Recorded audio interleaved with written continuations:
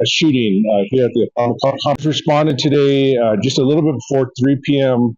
and then realized that the child had been shot at that corner of the apartment. It appears that there were several individuals who were staying at the apartment at the time, including the woman who lives there, who's not the mother, but the mother was there. She had a 2-year-old boy, and she also had a 1-year-old boy who was in the apartment at the time. Everyone, the 1-year-old is okay and accounted for. Um, Detectives are still in the very early stages of interviewing everyone that was on scene. Um, they are still waiting for a search warrant to be able to get into the premises and do a more thorough such search, including looking for the gun and any other evidence there might be. And as you can imagine, they're interviewing the folks that are here to try to get a firm idea of what's going on. But at this point, the details are very fuzzy. We just don't know a lot of what's going on except for what the mother said initially and what we heard on what they told 911.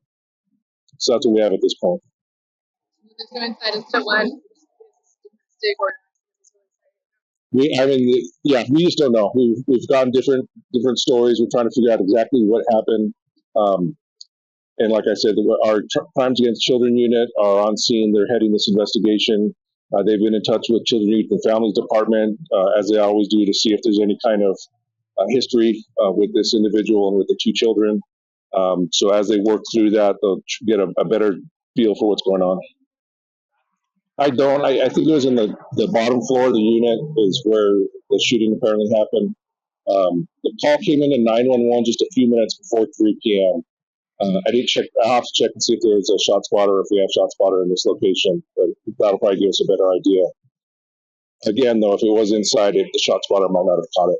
But just a little before 3 o'clock. We don't. Just a hand. The firearm of some sort. right now there's no suspect information.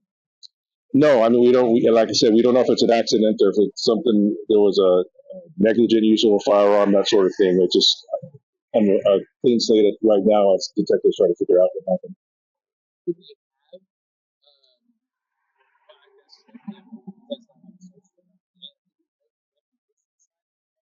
We don't know. What I think they're questioning people. They'll have to do the search warrant to actually get inside.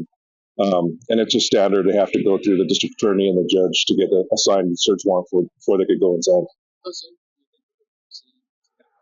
It just depends. On a Sunday, it might take a couple hours, but I imagine they're going to be out here for a good while. This involves a 2-year-old child, so our detectives, whether they're homicide or crimes against children, they're very thorough, and our criminalistics folks are going to really look and dig through everything and try to get to the bottom of this. It's it might be a tragic accident. We just don't know at this point, but one way or another, it's a tragedy because a 2-year-old lost their life to gun violence. Any other reaction, just the fact that it's just a 2-year-old, like you said, just lost their life? I think Chief Medina, all of us just reacted right away when we got the text message that this happened, and we see things once in a while involving a young child, whether it's child abuse or an accident, and every time it hits everybody. I think that the good thing is we have our detectives who specialize in these investigations, and they're very good at what they do. But it's still tough. It's tough on the officers that first respond to these sorts of situations. But a 2-year-old's just, you have kids, or around kids, you just know how heartbreaking that is. Just one gunshot wound to the 2-year-old. There was a 1-year-old in there, but he's okay, I guess. Were there any other shots? At this point, I just know of one shot. Anything else?